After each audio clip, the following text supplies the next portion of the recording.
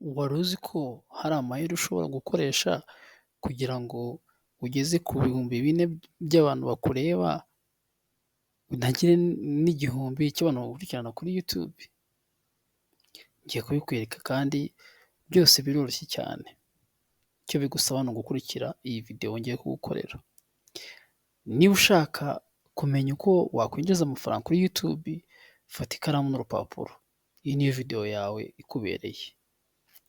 Ngiye kubikwereka neza, mbigusobanurire neza kandi ntucike intege, tugendane neza, abafite agakayi mwandike, ababifata mu mutwe nabyo mubifate mu mutwe.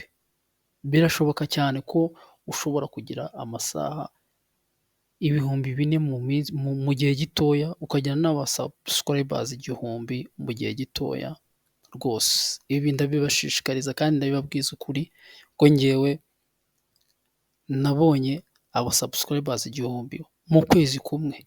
Maze kugira amasaha ibihumbi 2750 mu kwezi. Nawe rero byagushobokera.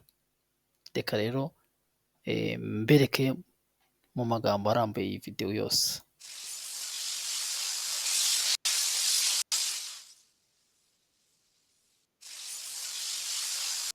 Niba uri mushyashya rero, uru ni urubuga rwitwa MD Empire TV, ni urubuga rukora ibijyanye na YouTube branding, rukagira na strategies y'uburyo twakora muri YouTube. YouTube rero rwose iyi niyo channel rwose yonyine ishobora kugusobanurira uburyo wafungura YouTube, ishobora kugusobanurira ibintu byose wamenya, kandi niyo channel yonyine isubiza abayibajije ibibazo. Niba ufite ikibazo ujye wandika muri comment, nzajya mpita ngukorera video yose wifuza. Twihuse rero ntabwo turi butinde, menya neza ibisabwa ngo YouTube iguhembe. Nkuko nabikubwiye, YouTube kugira ngo iguhembe ni ukuba nibura ugomba kuba ugejeje amasaha ibihumbi bine by'abantu bakureba, ndetse ukaba nibura ufite abagukurikirana, abantu igihumbi bagukurikirana ari bo aba subscribers, aribyo twita aba subscribers. Rero nkuko nabibabwiye, rwose ni ibintu byagushobokera nawe ukurikije izi nama ngiye kukugira. Abantu bashaka gukunda ibintu byawe bitewe nawe, abantu bashaka gukunda ibintu byawe bitewe n'ibyo ubaha. Nk'abo bantu urabona barishimye, bari kureba video, ni ukuboko bari kureba ikintu cyiza kandi ikintu kibafitiye akamaro. Ngiye kubereka rero uburyo nawe abo subscribers igihumbi ushobora kubagira mu gihe gitoya nk'uko nanjye nabagize. Ndabikwereka rwose, ni ibintu byoroshye. Wowe utega amatwi iyi video uyirebe, ntabwo ari video ndende, ni video ntoya kandi uraza kunshimira.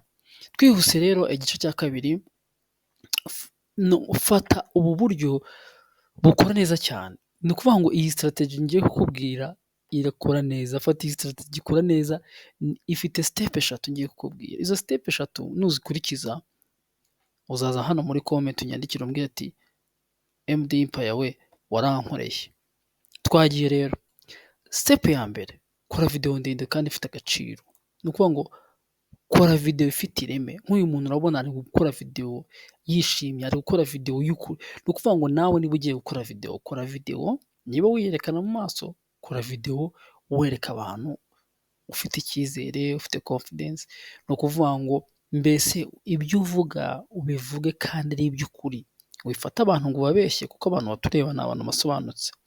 Kora video nziza ifite agaciro, kuko video zifasha abantu kwiga ikintu cyangwa zitanga ibisubizo ku bibazo, nizo zirebwa cyane. Nko gukora tutorials nk'aya dukora, nk'iyo uri kureba ubu ifasha mu kubona watch. Ni ukuvuga ngo niba ukoze video y'igihe kirekire, uko abantu bagenda bayireba bararyoherwa kandi ikagenda ibigisha, ntago bayirambirwa. Icyo gihe bizagufasha kugira aya masaha ibihumbi bine. Ikindi, niba ugiye gukora iyo video nakubwiye, ukora editing neza. Niba uri gukora editing, itondere ikintu cyose, kuko ibintu uri gukora ni ibintu ugiye guha abantu, ku buryo umuntu naza bakabikunda azagaruka kuri channel yawe. Bikore witonze, ugenda witonze kandi ukora ikintu kirimo static. Kuvuga ngo ukora ikintu ku buryo umuntu wese avuga ngo uyu muntu aranyigishije, bizagenda bigufasha. Step ya kabiri twihuse, tangira na content ikunzwe cyane. Content ikunzwe cyane, mukore content zikunzwe cyane. Niba ushaka kugira content zikunzwe cyane, genda ujye ku magugu ushake amakontenti akunzwe uyakoreho iyo abantu bari kureba. Nk'ubu murabizi ko inkuru z'amakuru yo muri Congo zirimo zirarebwa cyane. Niba ukora ibintu bijyanye n'amakuru wabikora. Niba ukora ibintu bijyanye na YouTube, shaka amakuru, shaka ibintu bituma abantu bari kureba cyane ari byo ukoraho, ubibigisha, sibyo? Bizagenda bituma ugomba kugira aya masaha 2000 abantu bakureba cyane, ugira aba subscribers, abantu bagukurikira ku buryo bazajya bavuga ati uyu muntu azajya adufasha. Rero kora content ikunzwe, reba content nawe idahuje n'abandi, reba content urebemo wakoramo creativity, ikintu gituma abandi bantu bakumenya. Nk'uko rwose nabibabwiye, tugeze kuri step ya gatatu ari nayo ya nyuma. Step ya gatatu iravuga ngo koresha amagambo akurura. Amagambo akurura nibyo ndi kukubwira, za tanbar, amafoto, ifoto itangira video, titre yawe, ifoto itangira video yawe. Kora ifoto umuntu areba akavuga iyi foto wareba video irimo. Titre yawe ushobora gukora titre ntoya ariko titre ikumbuza abantu, titre ituma umuntu avuga ngo reka njye kuri no kureba ino video. Nibyo ndi kuvuga. Ni ukuvuga ngo koresha amagambo akurura abantu, koresha titre zikurura umuntu. Umutwe wa video yawe igomba kuba abantu bose babona, mbere na mbere umuntu wese akavuga ati iyi video reka njye kuyireba. Ni ukuvuga ngo titre nanone ushobora kwandika ati nabonye amasaha 4000 y'abantu bankurikira. Yes, nabonye amasaha 4000 y'abantu bankurikira.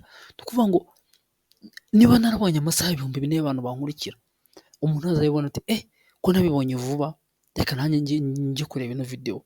Ni ukuvuga ngo iyo video kandi nabwo ubibereke ukuntu ubabereke. Ni ukuvuga ngo nibabibona bazavuga ati wow, iyi channel izadufasha mu buryo bwose kandi tuzayikuriraho. Iyi channel izadufasha kugira aba subscribers 1000 mu buryo bwihuse. Rero hari icyo nayigiraho.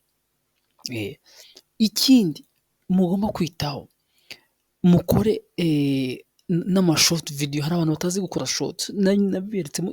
Ngewe nkora amavideo hano menshi, mukore amashort video hano ku rubuga rwanjye ariho menshi. Mukore amavideo uko bayakora narabiberetse. Kandi mukore ikintu cya end screen. End screen nayo iri hano muri izi video. Hari abantu banshimira, niba ugiye gukora video yawe shyiraho end screen, ushyiraho wadigaho amavideo yawe ku buryo umuntu nareba video yawe ahita hajyaho indi playing. Uyu muntu yakunze channel yawe ashobora kureba video zawe zose, kandi uko zireba niko ya masaha 2000 yiyongera, niko uyabona vuba. Nk'ubu nkanjye maze kugira amasaha YouTube nyitangiye mu kwezi n'igice, ariko maze kugira amasaha 2750. Aya ni amasaha menshi. Urumva nkeneye amasaha 4000, ariko mfite icyizere yuko nzayabona kuko ndi gukoresha iyi method ndi kubibabwira, kandi biragaragara ko ngomba kuyabona. Kandi ikindi, mwicike intege, mukore consistent, nyine mukomeze mushyiraho amavideo. Niba ubona views 50, ongera ushyireho, ntihagire umuntu uguca intege, komeza ushyireho. Wivuga ngo reka nkoze video ngo ntirebwe ngo ndamucitse intege. Oya, YouTube ntabwo kigiye uzaba inshuti ya algorithm, kuko bazakubona bavuga ati uyu muntu wapi. Rero rwose iyi video nahangaha njye nyisoreje, nagira ngo ibyo bintu mbibereke, nabibabwiye rwose mubikurikire. Iyi video rwose ntago nshaka iba ndende. Step ya mbere twabonye, kora video ndende ifite agaciro. Step ya kabiri, tangira content ikunzwe cyane iri trending. Step ya gatatu, koresha amagambo akurura abantu ariyo tanbar cyangwa titre.